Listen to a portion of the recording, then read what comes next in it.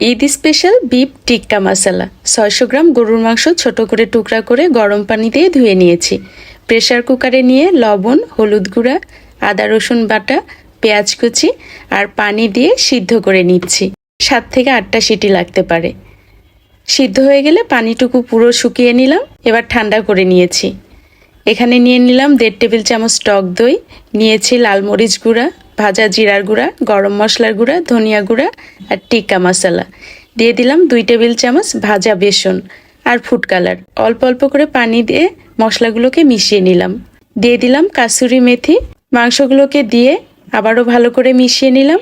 সব কিছুকে মিশিয়ে নিয়ে গরম তেলে ৩ থেকে ৪ মিনিটের জন্য ভেজে নিয়েছি।